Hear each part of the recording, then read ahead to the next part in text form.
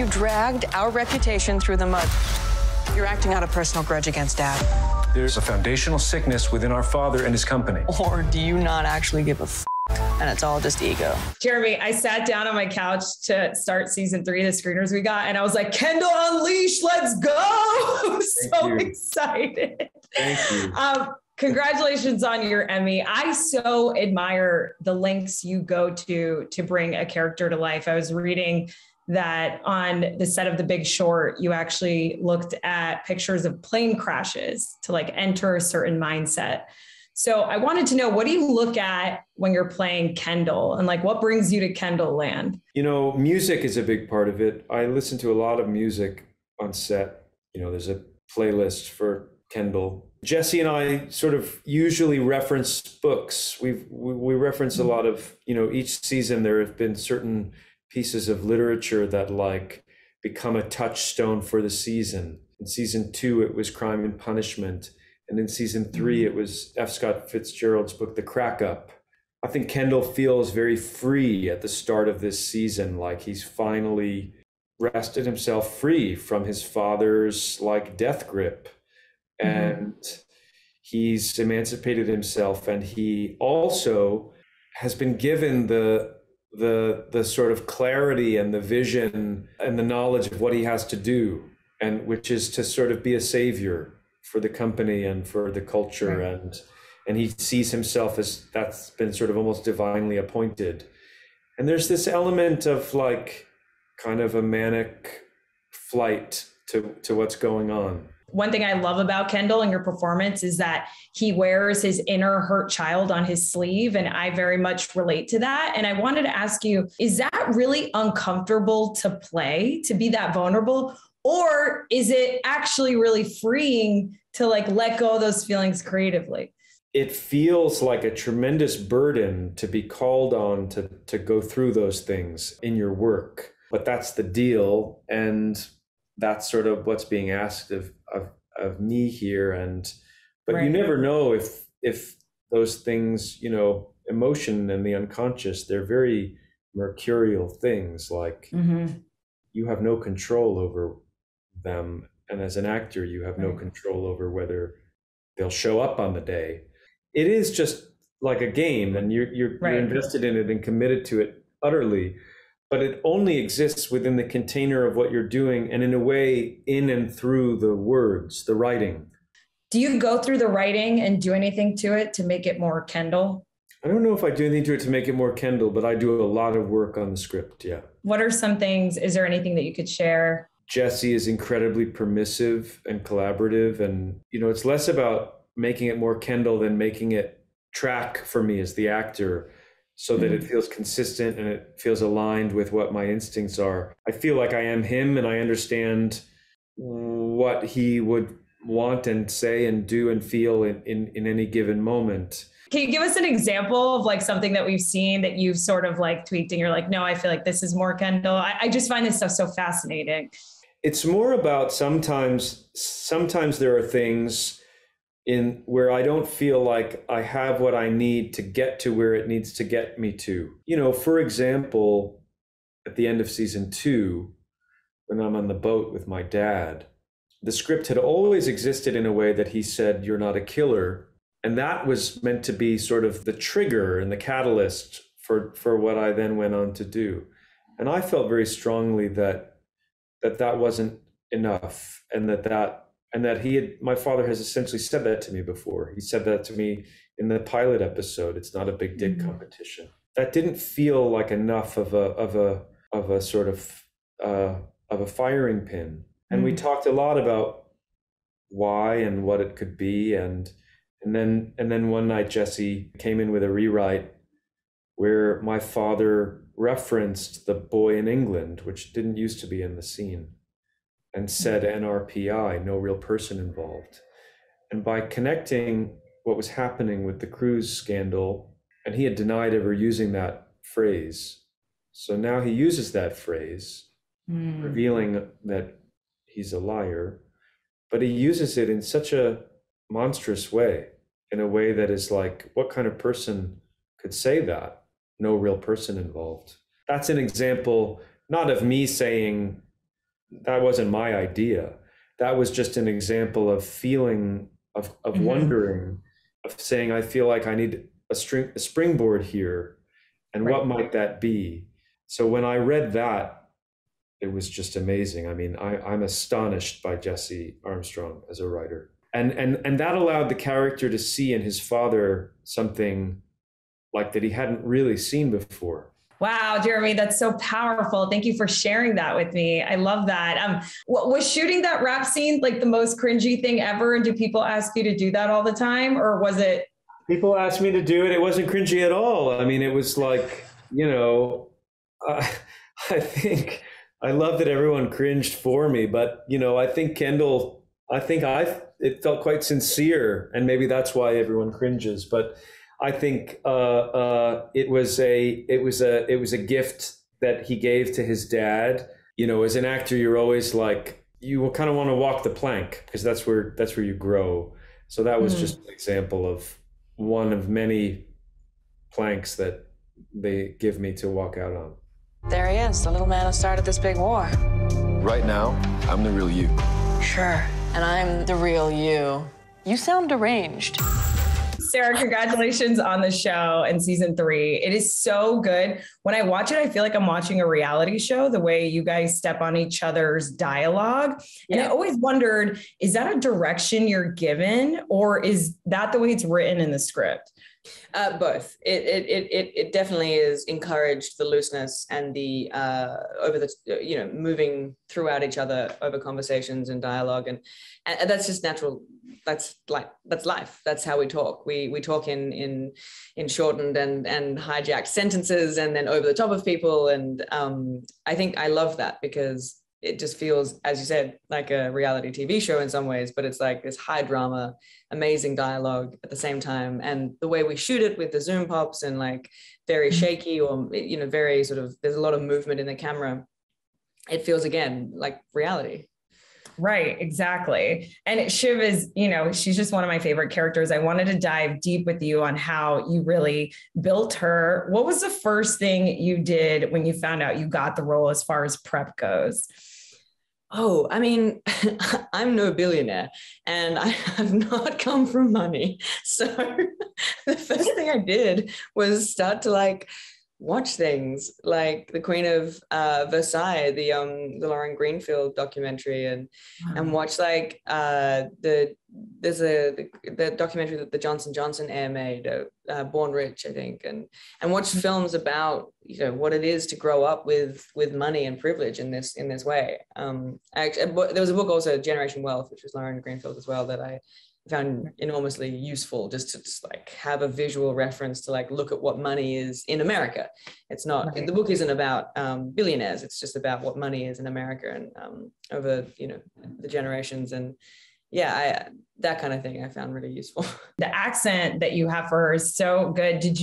Were you inspired by anyone specifically? I worked with a dialect coach who helped me. What my main aim really was to make my own voice, really be able to sit in my own voice and then just tweak it a little bit to make it sound American.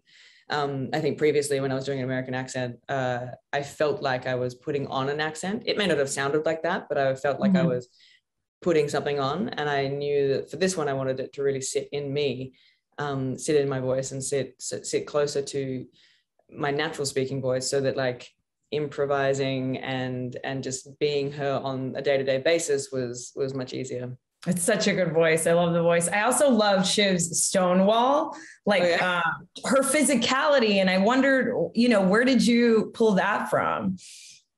She's such a good Stonewall.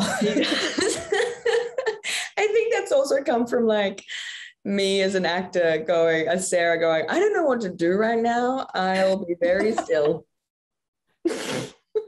And there's something that, that Shiv does where she just there's something powerful about not talking, and there's something more powerful about listening and being the observer in the room and being judicious when she talks. And I like that about her. Mind you, there's also the part of Shiv that is that acts before she thinks and says things that the dinner table, just tell them it's me.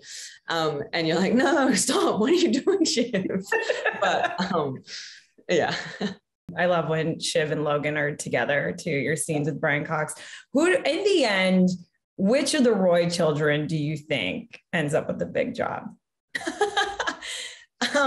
Like you as Sarah. Do any of them? I don't know. Like, do any of them deserve it? Probably not. Does Logan will Logan ever give it to us? Probably, we'd have to earn it. And I don't know whether we'd be able to earn it in a way that Logan would be satisfied to give it to us, any of us. So it's a great question, because it's the question that in a way drives the show, but it's a question that I think is unanswerable as well, which is, why the show is so addictive in ways, I think. The FBI is downstairs. Tell them to off. Yeah, these are the ones who don't off. Can we ask them to come back tomorrow? It's so funny you put those glasses on just now, because I wondered if that was a part of Gerri's character always, or if you wore, glasses that didn't have. But I don't need them for this, so I just had them on for long. Yeah, I wear glasses, but it's definitely Gerri costume as well. Did you add that to Gerri? Yeah. I love that. I always wondered, what does Gerri really think about the Roy family? Like, what's her stance on everybody?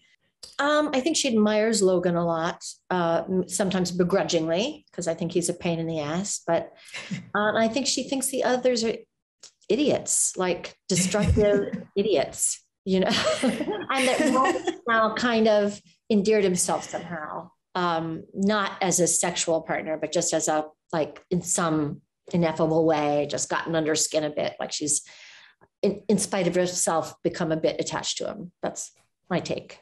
Yeah, I love that. I love that you confirmed that too, because I was like, Gerri's got to think she's like smarter than all of these people.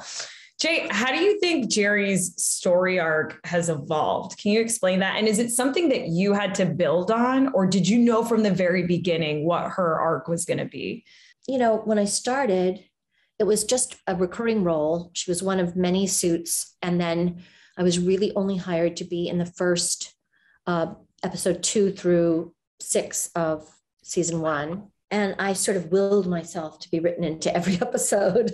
I was just a recurring actor, I was just a recurring character at that point. And then I just feel like I just feel like I willed myself into existence, sort of. Luckily enough, that Jesse and the other writers just responded to that, and that Kieran responded, that we kind of, the chemistry was just right, and it all kind of unfolded in a good way. It's so cool to hear you say that, because obviously the best part of this show is that psychosexual chemistry that you have with Kieran. And I was reading, that you and Kieran actually, flirted in season 1, and that the writers picked up on that and then wrote it into the show. And that's so cool that you had this instinct for Gerri. Is there anything else maybe in your willing or in that instinct for Gerri that you've done that the writers have picked up on that maybe we wouldn't know about? Well, I think when I auditioned, Gerri was originally written to be a man, and so those first scenes, some of the lines turned out to show up in a Frank scene later. Some of them stayed Gerri lines, but I didn't have the scripts. I just had these isolated scenes. Wasn't really sure what the context was, but I thought they were funny. I kind of got the gist. But in both cases, one scene was with Kendall, I think, and one was with Roman, or one was with both of them and one was with Roman, something like that. And, they would say these really coarse things to Gerri, the guy, the way they all talk to each other, the way Frank and Carl, and they all talk to each other in this disgusting way. But now it was a woman. And so I just, I wasn't offended. I wasn't thrown by it. My character wasn't thrown by it, but I just I was just grimacing over everything. And that became part of the character right away. That sort of eye rolling and long suffering quality that Gerri is always wincing at the horrible things they say, Right. It's so kind of part of the running story about Gerri. She has such a cool balance of being that conduit for the audience, being that wincy, eye-rolling character, but also being very much in the show as one of those strong characters. My favorite thing about Gerri that Jay, you just bring to life so well, is she's so unsentimental. She's so private. she gives so much by giving so little. I wanted to ask you specifically, is it more challenging to play a character that is private? Is it easier to play a character that's an open book? I think in this case, it is difficult, but it's fun. Like, I like that like when we do find anything out about Gerri, it's just like little pieces that sort of surprise you. Like when I'm taking pictures of my name on the television screen for my daughters, just little bitty times when you're like, oh, she's a mother, like that was a motherly move, like, so I think it's definitely fun, but it's hard because you're like, you don't really know, you have to make it up for yourself. What your objective is, what's your intention behind something you're doing, how she feels about it. It's sort of like, I just have to kind of intuit that because I don't have facts about her agenda or her backstory. It's kind of open to interpretation. Which of the Roy children do you think ends up with the big job at the end? I'm not sure a Roy child's going to end up with a big job. I'm not sure who it'll be. I think from Gerri's point of view, I think at this point in the story, she thinks it could be Roman with her tutelage. I think he's looking more and more like a young Logan in a way, like kind of a firebrand and a kind of a maverick, And so I think that Shiv is sort of a hothead, and Kendall seems like a doomed character, at least to Gerri. Like, I think like he was on paper the good choice, and I just think he's a tragic character, So it seemed like Roman is maybe the one that when he matures like a fine wine, he might be one day, but that's at the beginning of season 3. I make no predictions about by the end of that time. And, sometimes it's not at all who you think it is. Sometimes it's like a cousin or an employee, Ooh. Or someone who takes over the company, So there's a million ways it could spin out. No one knows. I mean, Jesse must have some ideas. Roman is a knucklehead, Shiv is a fake, and Kenny is screwy. I've seen more than any of them. So you've come a long way since Cameron Fry. I was hoping that you could sort of compare and contrast Connor and Cameron, because I feel like they both take themselves very seriously. Yeah. Cameron's wrapped a lot more tighter than Connor. Connor's let some things go over the years. Maybe he was just as neurotic as Cameron was way back when. Somebody said that the other day, and it hadn't really occurred to me. It's like, son of an abusive, cold and distant father, and it's like, I guess that's my niche. Yeah. So interesting. Connor he's the oldest of the trust fund babies.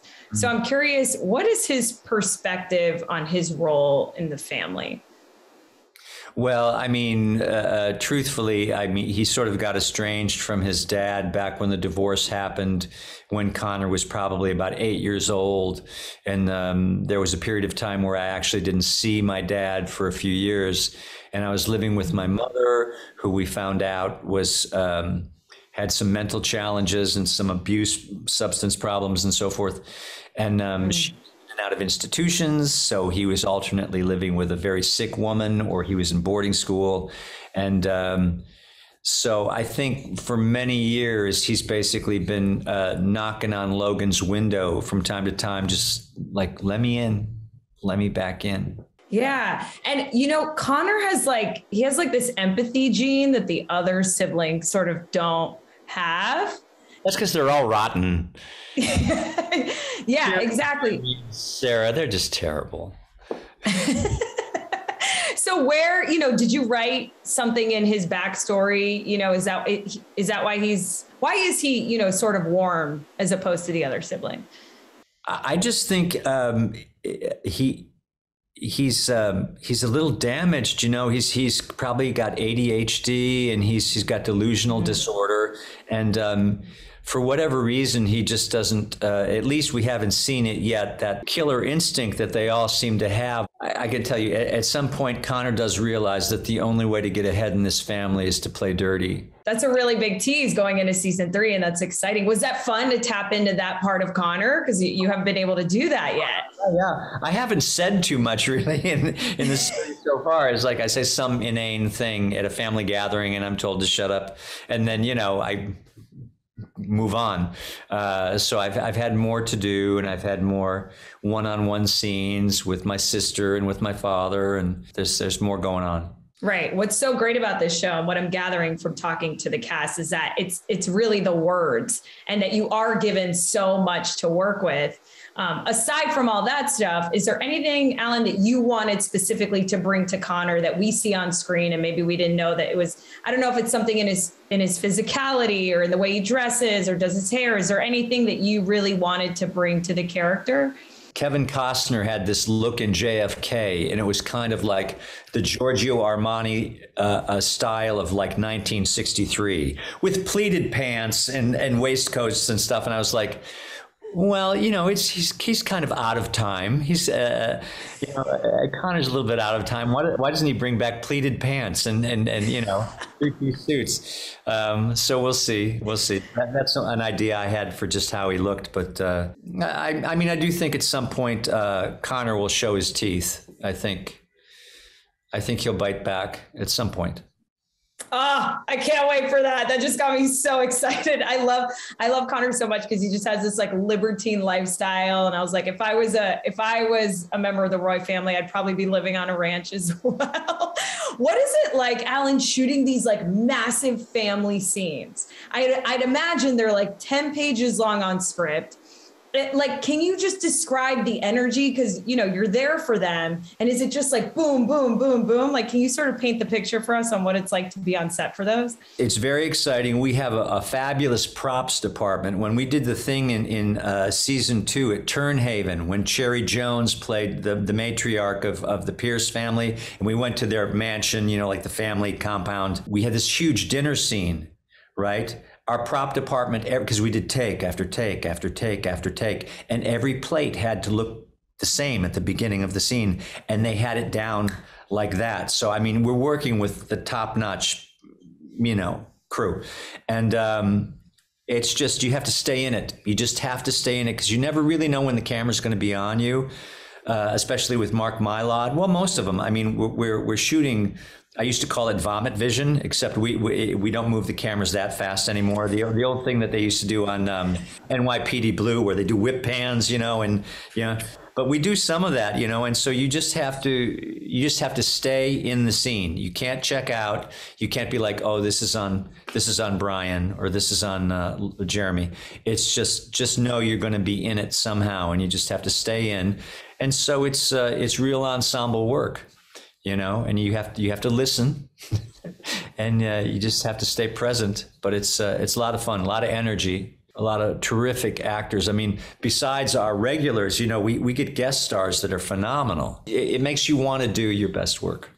Right.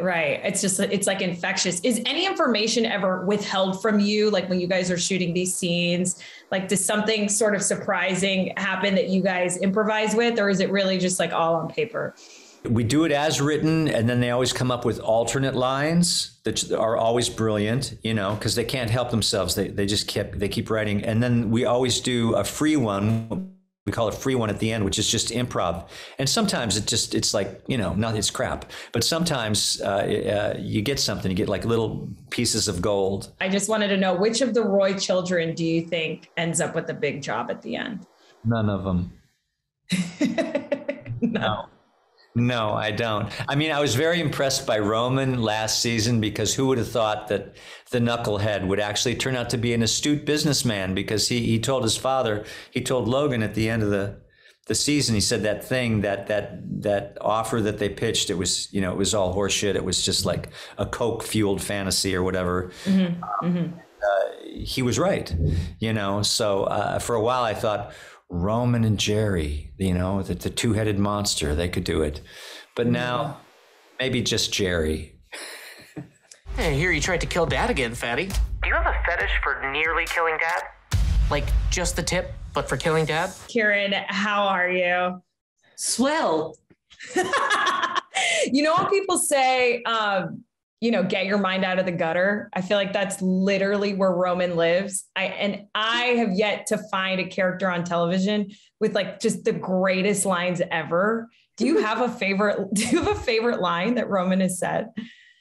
No, it's all so juicy and bubbly and wonderful. I wish I had an answer to that.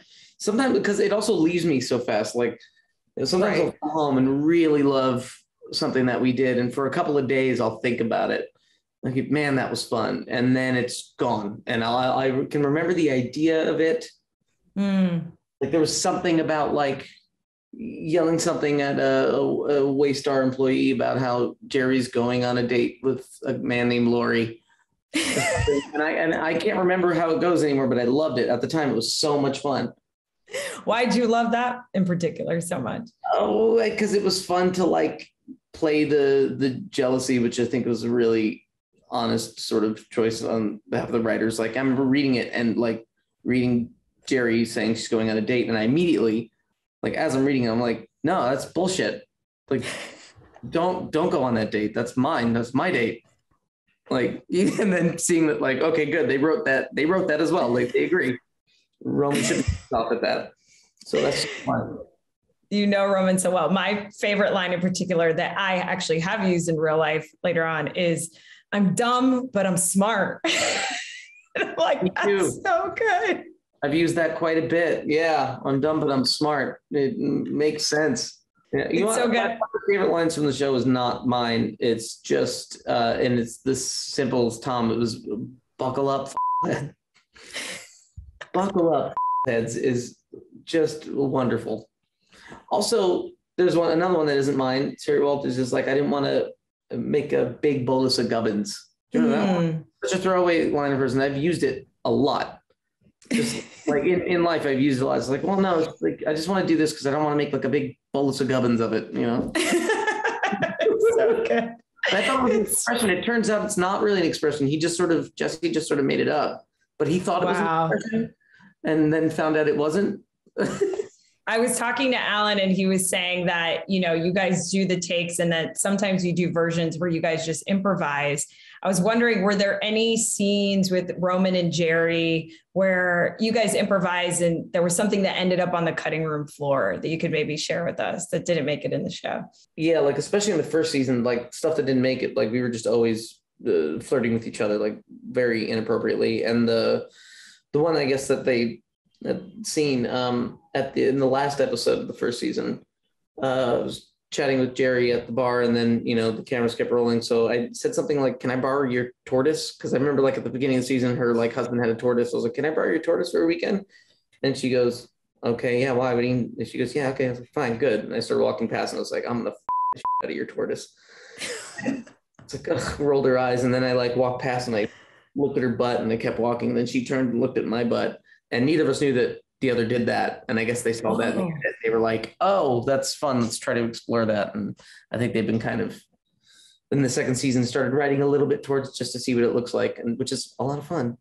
Yeah, that's so cool to be able to do that. And then for the writers to just like take it and run with it. Is there anything else that you wanted to personally bring to Romulus that wasn't maybe in the writing? I know so much of it is in the writing, but that was one idea. That was like the main one I really wanted for the first season, was like, I really hope that there's something, it couldn't be on the nose, but something pseudo romantic going on with Roman and Gerri. It was like a real hope of mine. And the fact that they started to explore that was amazing for me.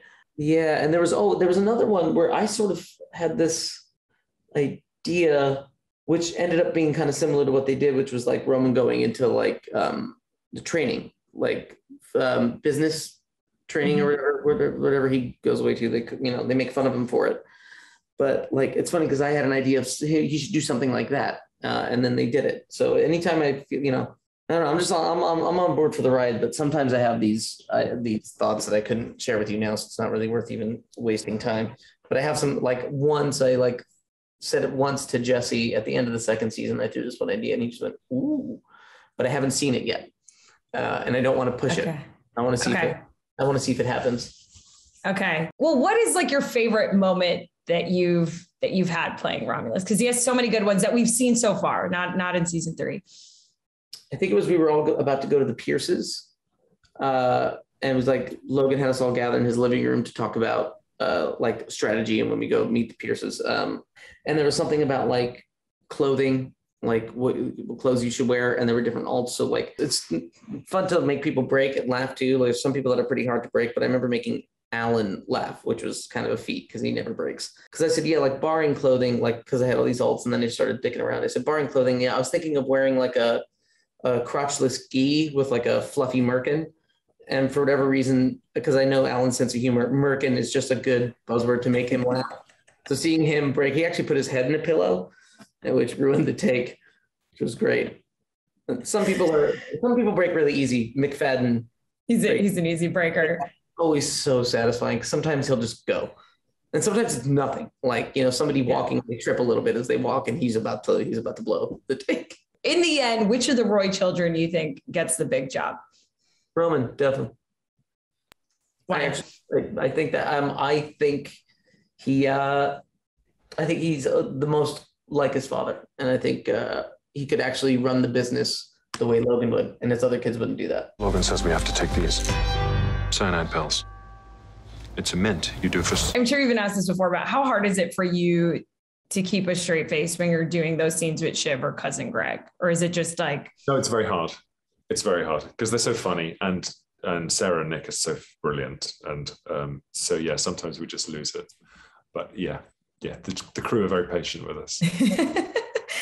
Your older brother sort of energy towards cousin Greg is so, you just like feel it, when you're watching the show. I always wonder, do you and Nicholas Braun, who plays cousin Greg, do you guys do anything offset to sort of build on that? Or do you do anything offset to build on that? Not to build it, we just hang out, we hang out and now and again. And no, but it's all there in it's all there in the writing, and you sort of develop rhythms and chemistry together the more you act together, you do this. So it just comes naturally. And so you sort of, when you're in the right area, it sort of feels good. And, Yeah.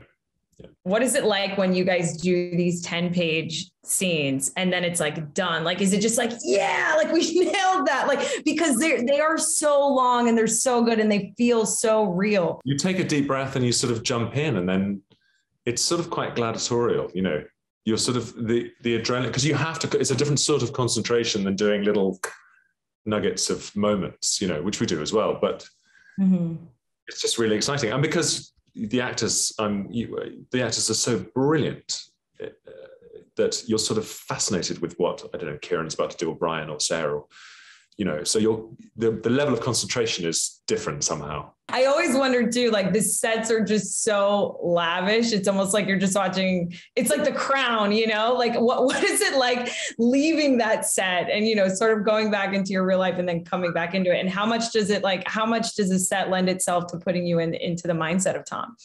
It entirely lends itself. There's no imagination required because we're on a yacht, or, they built like the Senate hearings room in one of the chambers. And so there isn't, even if we're in the studio, the sets are so superbly done that it's not a leap of the imagination, to think that you're there. I really do enjoy when the show dips into Shiv and Tom's world, because there is like some sort of odd warmness to them. And they rub along a little. I think they have a laugh. I think they can bounce off each other. I just think fundamentally, I don't know. He's annoying and she's so blocked, she's so, unable to sort of be loved in a way, partly because of her mother, so it's a really interesting relationship. Mm-hmm. A lot of people I know have asked you this, why are Tom and Shiv together? And I know it's sort of like up into interpretation, but there is really a lot of love there. But I wondered, Matthew, like, do you think Tom and Shiv make it in the end? Do you think they last? Don't know. Wait. Yeah, I don't know. I genuinely don't know. I love who out of the Roy children do you think ends up with the big job in the end? Maybe it's none of them.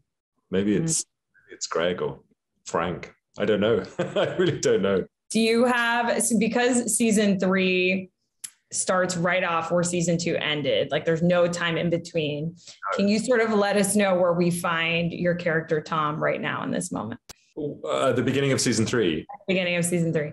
He's kind of reeling from, he and Shiv had a conversation on the beach in Croatia, and he sort of said, I'm not sure I'm happy with you, and that's the closest he's got to sort of saying, maybe this is maybe we're not going to last. And so they're reeling from that a bit. And then Shiv and Tom have not had time to sort of discuss or process this bump in their marriage. And they're suddenly in crisis mode. The whole company's in crisis mode because of Kendall's actions. And so, yeah, he's on quicksand all the time. And they're sort of, it's very bumpy at the beginning of season 3. That's what's so fun to watch about Tom, though. It does feel like he's just like on quicksand all the time. Did you have to eat that chicken like a bunch of times? What was it like shooting that scene with Brian? It was great. We did like 4 or 5 takes, maybe. I took a really big bite at the beginning, and he laughed, and I went, and I ate too much, and I had too much in my mouth. I couldn't speak. Brian cracked up, and he never does. So I was gone. I was just gone. So I had bits of chicken leg after that. Logan is very interested what you're up to. You better crawl into an animal's corpse and hide. Strong. Wow. Nice and strong. Strong one. Strong for a man. I so enjoyed the song you put out last year. And since you put it out, it made me want to ask you, do you think Cousin Greg will have a music moment in the show to rival Kendall's rap? Unfortunately, I don't think Greg is very musical. I don't think he has rhythm. Something I thought about in season 1 when he's at the wedding, I was like, how does Greg dance? And I think he doesn't dance to the beat properly. So yeah, I think Greg won't have a musical moment, unfortunately, unless it's more dancing. And confirming you haven't written a Cousin Greg rap to rival Kendall's because you're so good at writing. No, I think Greg might have like approved some of Kendall's rap. Like Jeremy and I thought like Kendall probably came over and was like, this is what I'm thinking about. And there was one point where he was like, Jeremy was like, maybe Greg should like come up on stage because he knows the chorus because I would have shared it with you. But so anyway, I think they're tight like that, but Greg didn't write any of those lyrics, I don't think. Yeah. Well, that sucks. We won't get to see that because I feel like you would have like been able to put a good like rap together to rival Kendall's, but Cousin Greg, like he's way smarter than I think he lets on to be, even though his dance moves might not be great. What do you think his odds are of taking over Waystar? I believe that he's capable because he's certainly ambitious. He's learning some of the skills. He's learning how to like be a dick a bit. I think he's like learning how to be kind of like the required asshole that they all are. I think he's capable. He's not as cold as they are, but maybe he's like part of the good version of Waystar. Something. I think he really wants to be a billionaire. Where do you think he gets like that ambition from? I find that people with huge ambition come from a childhood where they were like stifled or they came from like a version of poverty. And not that Greg came from poverty, but I think his grandpa Ewan like rationed money out to him and his mom. And apparently Greg's dad left them apparently for another man. I don't know if you remember that when he's called Greg the Egg. It's like, okay. So I think it comes out of that. Like you want what you didn't have when you grew up. Right. And so he's like, oh, I get a chance to be on the side where they like actually spend the money and they don't just hold it in a bank account like Ewan does. I think there's something there. And I think there's a weird, like he's got a confidence in himself, but it comes out in weird ways. And, he doesn't talk the talk like they do. He doesn't know how to like be a deal maker, but I think he really believes in himself at the same time. I think you do such a good job too of balancing cousin Greg's confidence and nervousness. And I was wondering, how do you strike that balance? It's a very cool thing, you know, to be like so nervous, to be like this nervous puppy and want to please everyone, but also have ambition. And then when you say things and are sure of them, have that like conviction, you know? So it's like, how do you find that balance between confidence and nervousness?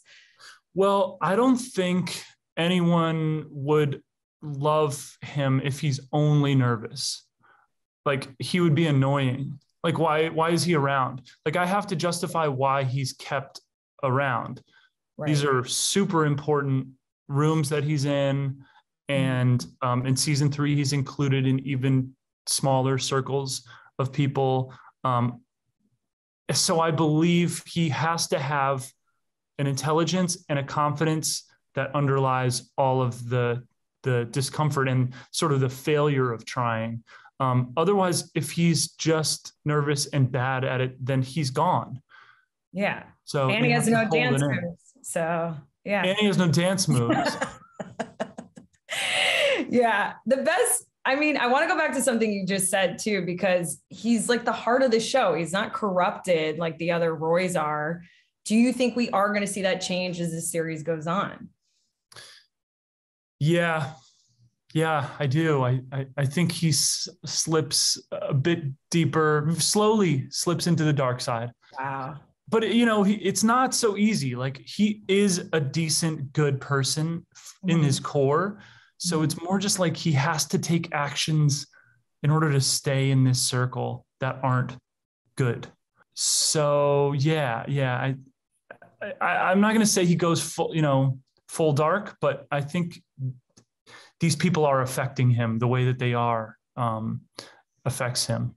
Yeah. After talking to you and Alan, I'm so stoked for this season, because it seems like these sort of nice characters like Connor and Greg, we're going to see like different sides to them, which is so exciting. But speaking of different sides, cousin Greg's nervousness is just, it's so fun to watch. And after seeing the surprise romance between Gerri and Roman last season, do you think we get to see that nervousness from cousin Greg in his love life? Like, do you think he falls in love, or like, does he have a type, or does he even know what love is? I think he hasn't had a successful relationship in his life. I think he was a bit of a mama's boy. Like, it was, only child, lived with his mom. She was like a helicopter parent, whatever you want to call it. And so now that he's on his own and basically has no one to give him any affection ever in this world, I think he is seeking some romance. And I don't know how much of the season you've seen, but it is it is something that he goes for. That's exciting. Yeah. I shouldn't say too much, and I don't know if HBO will even like me saying that much, but I mean, the first episode he flirts with a girl. You've seen the first episode? I've seen the first two. Yeah. First two. Okay. So he's gonna go for that. So he needs something that feels good. That's so exciting. He needs some real intimacy, Right. Yeah. A lot of them need a lot of love, I think. What was it like, to sort of contrast that love and talk about one of the craziest scenes I've ever seen on TV was that water bottle scene in the panic room of season 2. What was it like shooting that? Like, how many takes did you have to do with that? It's one of those scenes that he and I get where it's like 5 pages and there's all these different things happening. And it was fun. I don't know. I wanted to get hit by water bottles. I wanted to get hit. I wanted it to hurt. I wanted to be afraid of Tom. I wanted it to be a really scary moment for Greg of seeing like, who is this guy? Like, this guy is this, like, he's this explosive and scary and sensitive. And like, I was just trying to like move up in the world, which I thought he'd respect. And then it makes him explode at me. So there was like so much going on, and we just wanted to do justice to that scene. And I just told him, let it rip, give it to me. Wow, that must have hurt then. Yeah, there were some painful ones. It was also like I was like running into a desk every time. I was like up against a desk. My leg was like so banged up from all day, just like bashing into this, trying to get away from him. So anyway, it was one of the best days. The panic room stuff was really fun. I'm better than you. You're corrupt, evil. Don't talk about things you don't understand. I know things about the world, or I wouldn't turn a buck. I know you've played King Lear. And what I love about King Lear's story is, he's this king that wants to retire and divvy up his land among his 3 daughters. And he's going to give the biggest portion, to the daughter he loves the most. And I just, there's so many similarities between King Lear and Logan. So I wanted to know, what attracts you to these types of roles and what is the secret sauce when it comes to balancing love and power amongst your children? It's not what attracts me, it's what attracts the other way around. I seem to get attracted to those roles, and I played so many of them that, it was so logical to play Logan Roy after this, to do a modern version of these similar themes. And it's so weird, but I was talking about this earlier on. It's a very strange feeling because it's like, of course, it's meant that that's what I do. I play these kind of characters. I played Churchill, I played Goering, I played, Ward Abbott in the Bourne films, Stryker. So I play these power people. And it's a sort of thing that just has happened. I do it and I get asked to do it and I will do it. And it's great. I enjoy it. And of course, Logan is this sort of pinnacle of them. Lear is in the theater is pretty pinnacle, but in terms of the modern media, Logan is the pinnacle. So it's a no-brainer that when that role came along, it just seemed absolutely right that I would be doing it. There was never any argument in my head at all. Right. What do you enjoy the most about these types of roles? Well, I enjoy the ambiguity of them. I enjoy the hidden elements, the mysterious elements. It's not all the obvious stuff. The obvious stuff is so obvious, but it's where it comes from. It's the residue of where the reservoir, rather, not residue, the reservoir where it all comes from. This kind of demonic, because they are demonic figures.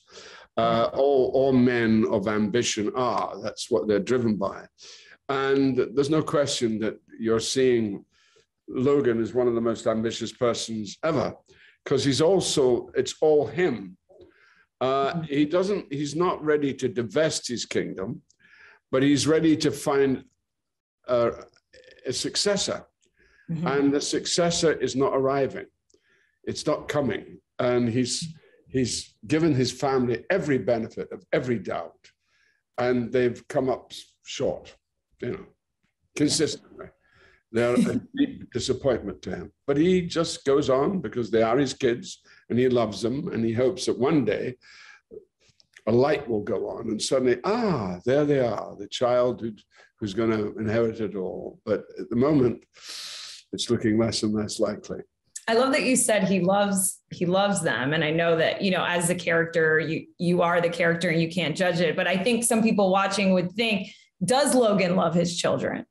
It was the first question I asked Jesse Armstrong when I started season 1, because I thought, does he love his children?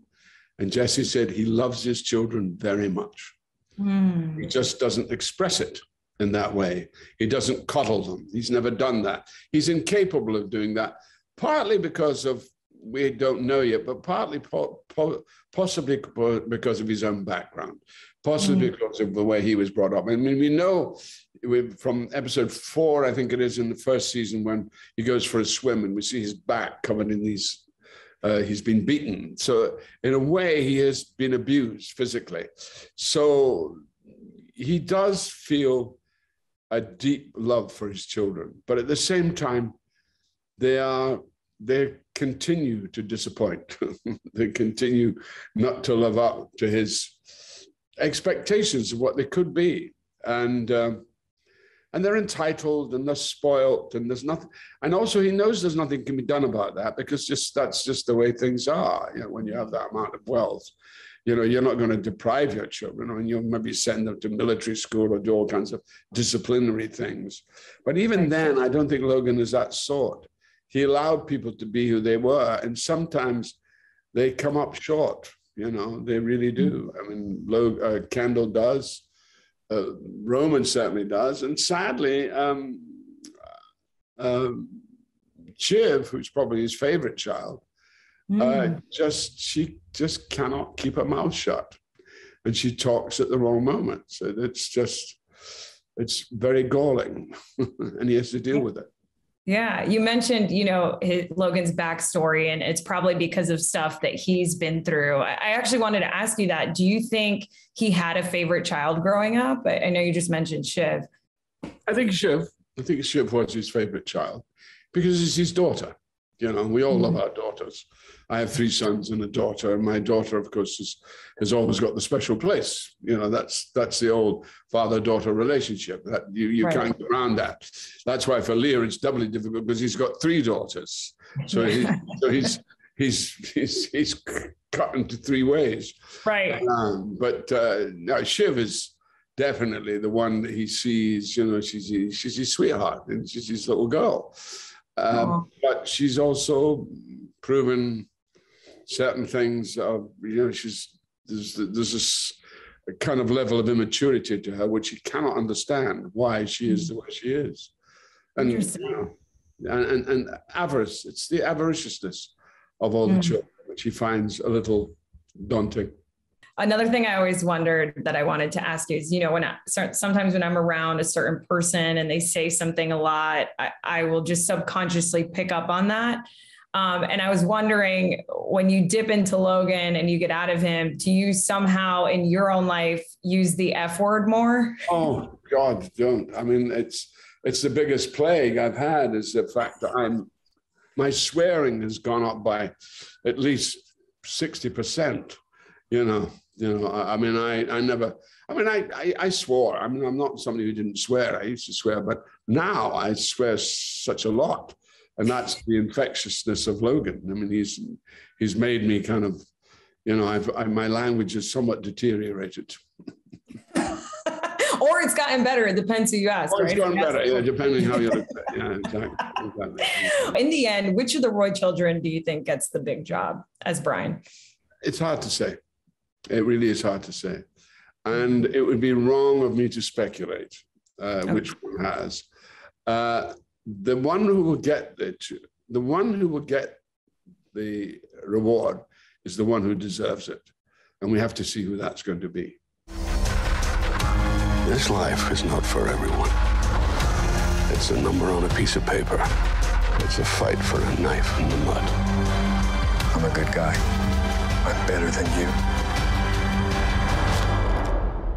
We'll beast them. We'll go full beast.